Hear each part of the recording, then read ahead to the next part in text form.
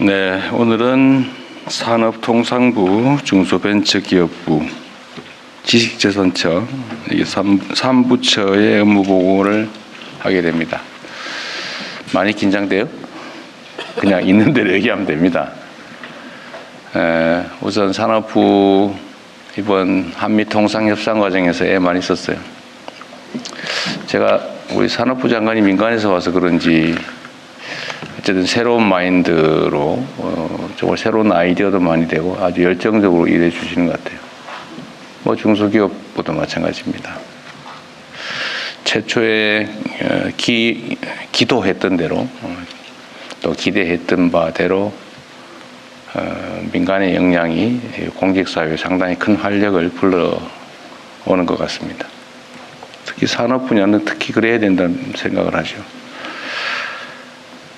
다들 있었고요. 지식재산처도 이번에 새롭게 처로 승격했는데 과거에 통계청을 바꾼 것이기도 하지만 거기에 이제 지식재산관리, 통계청이 아니죠. 특허청을 이제 지식재산관리 전반의 업무로 확장했습니다. 오늘도 제가 한두 가지 좀 미리 말씀을 좀 드리는데 뭐 그렇게 긴장하거나 그럴 거 없어요. 한 가지 중요한 거는 우리가 이제 술자리의 담소를 나누는 거하고 또 여의도를 중심으로 정치적 갈등 속에서 대응하는 거하고 국민의 삶과 국가의 운명을 놓고 행정을 직접 집행하는 것은 전혀 차원이 다릅니다. 술자리에서 뭐 이런저런 얘기하고 뭐 틀려도 괜찮고 약간의 고의를 섞어서 거짓말을 해도 소위 말하는 흰소리를 해도 뭐 상관 있어요. 술자리 끝나면 그만이고 잊어버리면 그만이죠. 그 상관없어요. 그럴 때는 거짓말을 하든 왜곡을 하든 농담을 하든 뭐 상관 있어요. 그런데 정치적 세계에서는 조금은 다르죠. 그건 책임을 져야 됩니다. 일부. 그런데 거기는 뭐 대충 그렇습니다. 뭐 주로 그렇죠. 대체로 그렇습니다. 뭐 이렇게 상관없어요. 그냥 모면만 하면 되잖아요. 특히 우리 같은 정치 현실에서는 그렇게 하는 게 뭐 마치 실력처럼 느껴지기도 합니다. 질문에 답을 안 하고 엉뚱한 소리 하고 뭐 저도 가끔씩 그럴 때가 있죠. 아주 곤란한 질문하면 딴 얘기로 슬쩍 넘어가고 뭐 그건 정치 세계니까요. 서로 공격을 주고받는 관계니까 그럴 수 있습니다. 근데 그것도 너무 지나치면 안 되겠죠. 국회 가서 거짓말해서 위증죄로 처벌받고 이러면 안 되잖아요. 왜냐하면 국회도 공식적인 국민의 업무를 대리하는 공간이기 때문에 그렇습니다. 그런데 이 행정 집행을 하는 장에서는 여러분과 저는 상사와 부하 직원의 관계 있죠. 지휘 관계에 있습니다. 그리고 상사들은 다 알 수 없어요. 저 장관들, 처장도 계시지만 그거 어떻게 다 알겠어요? 소관사부터 100% 다 아세요? 그 실무자도 자기 업무에 대해서 100% 안다고 하기 어려워요. 그 엄청난 업무 영역에 걸친 복잡한 일들 다 어떻게 알겠어요? 모르는 게 당연한 겁니다. 그러나 모르는 게 잘한 건 또 아니에요. 최선을 다해서 알아보고 자기 업무는 최소한 중요한 부분을 파악하고 언제든지 서면 없이도 설명할 수 있을 정도는 돼야죠.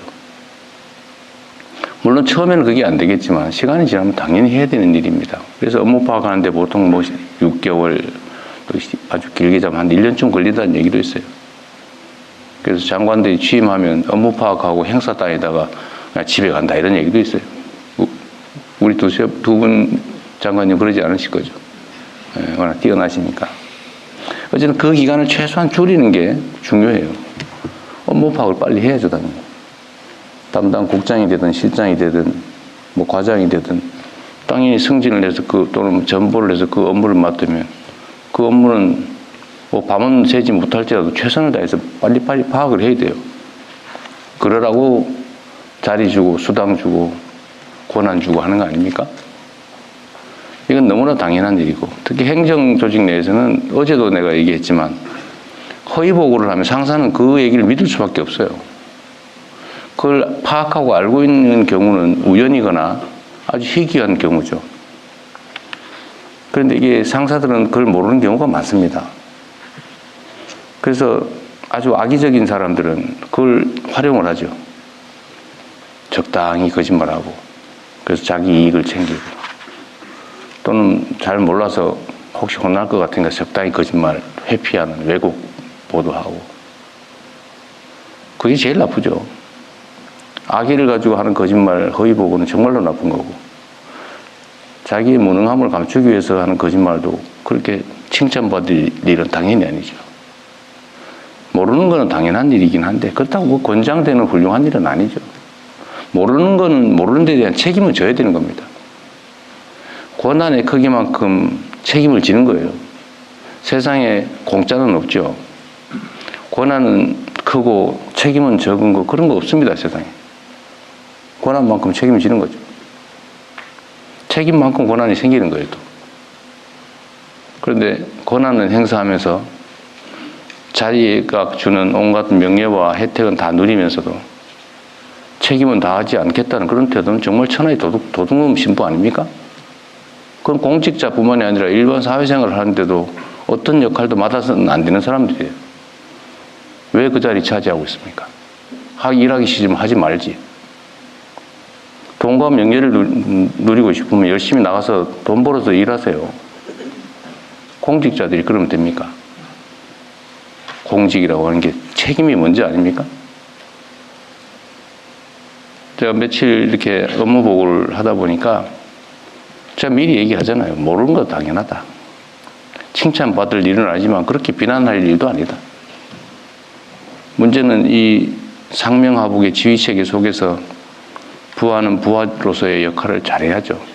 제대로 보고하고 보고할 거 하고 왜곡하지 말고 허위 보고하지 말고 상사의 판단을 도와줘야죠. 그게 부하의 보좌 책임을 다하는 거 아닙니까?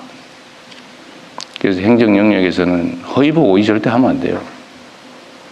제가 수없이 얘기하지 않습니까? 애매한 표현 하지 말라고. 차라리 모른다고 하세요. 누가 제가 모른다고 야단쳤습니까? 좀 더 공부하고 좀 더 노력해서 보완하면 되죠. 이거 수없이 강조를 해도 가끔씩 이 정치에 너무 물이 많이 들었는지 그런 사람들이 있어요. 행태가 그런 거죠, 행태가.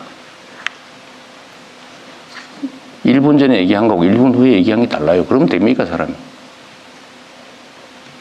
그리고 이 자리에서 얘기한 거하고 뒤에가 딴 데 가서 또 딴 얘기해요. 그러면 됩니까? 여긴 정치적 논쟁의 자리가 아니에요.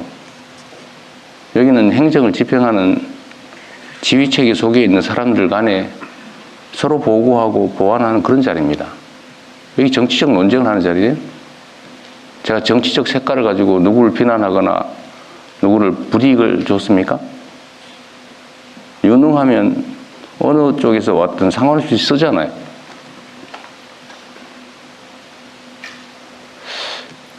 어쨌든 이것도 하나의 풍토의 문제죠. 특정 개인의 문제라고 하기는 어렵습니다. 그러나 분명한 것은 행정과 정치는 명확하게 구분된다. 이 자리는 행정을 하는 자리다.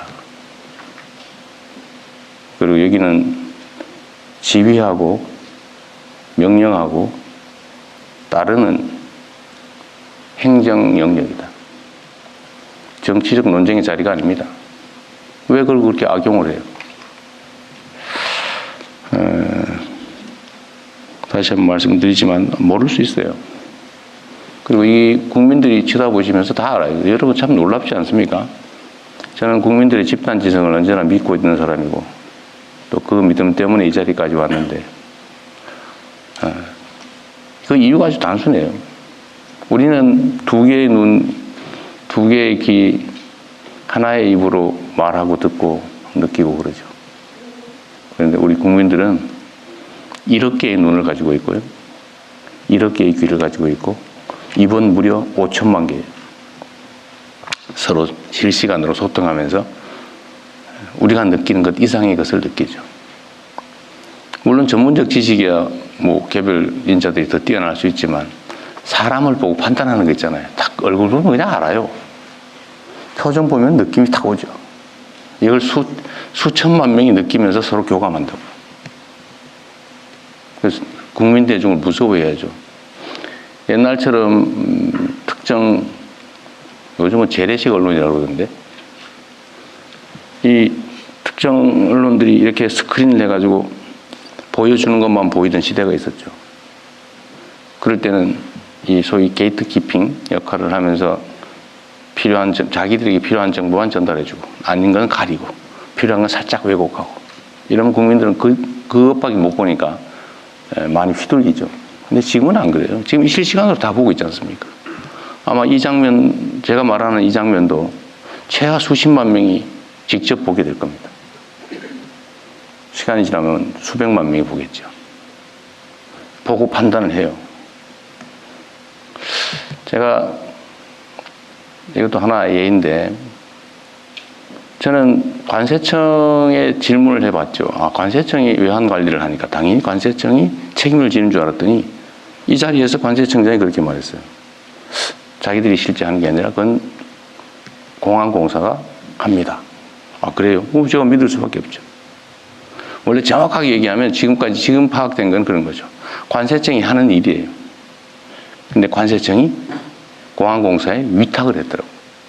MOU를 맺고.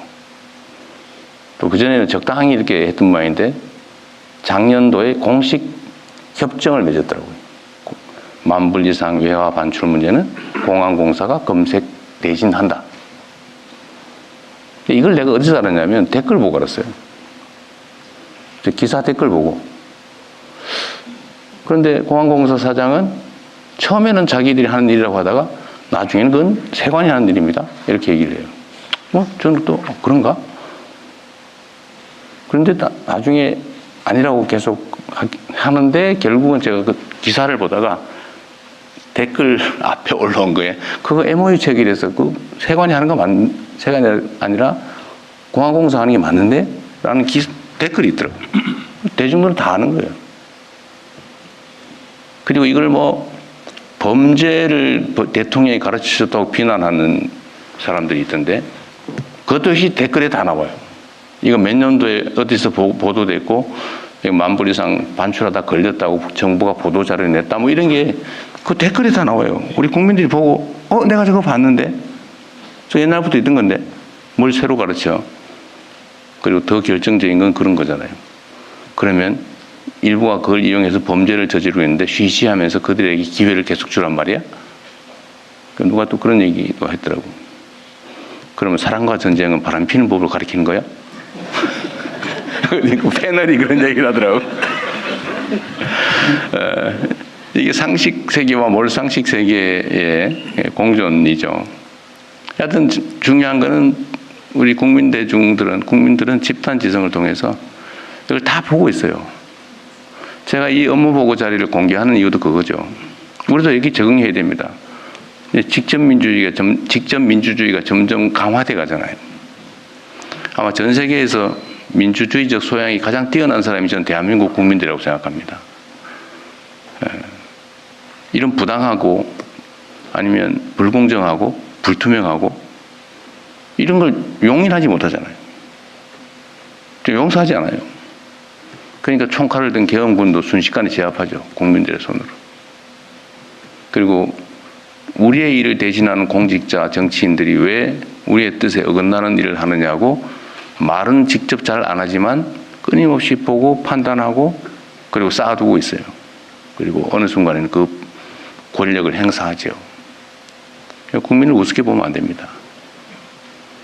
그래서 이 업무도 가급적 다 공개해야죠. 공개 행정의 원칙 있잖아요. 법에 있잖아요. 근데 왜 공개하는 것을 그리 탐탁지 않게 여기는 사람들이 있습니까? 당연히 공개해야지. 그렇지 않습니까?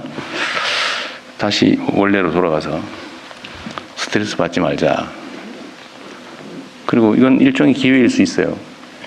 자기 하고 싶은 얘기도 좀 하고. 공직사회라고 하는 게 제가 제일 아쉬운 게 그런 거예요. 쉽지 않지만. 말하라면 절대 안 해요. 근데 여기는 의외로 말을 하는 분들이 꽤 있더라고요. 그거 되게 좋은 일이죠. 이게 상명하복이 워낙 익숙하다 보니까 무슨 회의 때 되면 절대 말을 안 하는 게 무슨 미덕처럼 그렇게 돼 있던데 그렇지 않았으면 좋겠어요. 상사들은 담당자보다는 훨씬 몰라요, 원래. 자유롭게 얘기해야죠. 그리고 좋은 제안이 있으면 또 하고. 그리고 마지막으로 하여튼 우리 여러분의 손에 대한민국의 운명이 달려 있습니다. 지금은 또 특히 그런 시기죠. 전 세계가 격변하고 있잖아요. 정말 격동의 시대입니다. 그리고 그 사회를 이끌어가는 건 결국은 뭐 돈을 버는 거, 기술 개발하는 건 기업들이 하겠지만, 그러나 방향을 정하고 그들이 행동할 수 있는 틀을 만들고 그들을 이끌어가는 것은 여전히 공직자들이에요. 그 중에서 그 행정공무원들이죠.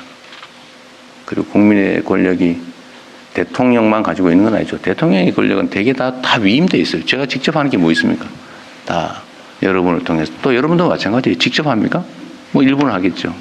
그러나 대부분은 또 과장들한테 또 위임돼 있죠. 과장들은 또 실무자들에게.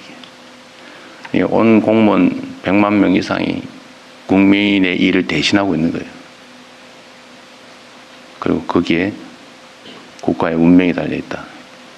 여러분들이 얼마나 귀한 존재인지를 스스로 자각할 뿐만 아니라 자긍심을 느끼십시오. 여러분은 거의 어떻게 보면 신의 역할을 하는 사람이기도 해요. 여러분이 어떻게 하냐에 따라서 누군가 죽고 누군가 삽니다. 죽을 사람이 살 수가 있죠. 자살자가 15,000명, 산업재해 사망자가 1,000몇백 명. 이거 10%만 줄여도 어쨌든 이런저런 노력들을 통해서 10%만 줄여도 최소한 수천 명이 죽지 않고 살아고 새로운 생명을 얻지 않습니까? 그게 여러분이 하는 일이에요. 여러분 손에. 지금 이 순간에도 누군가 죽어가고 있겠죠. 누군가는 죽을까 고민하고 있겠죠. 그런 문제를 우리가 해결하는 사람들입니다.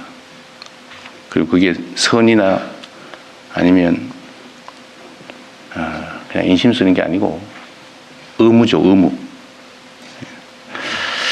너무 무거운 얘기를 한 것 같은데, 자, 한 2시간 했지만 즐거운 마음으로 한번 해봅시다. 네, 고맙습니다.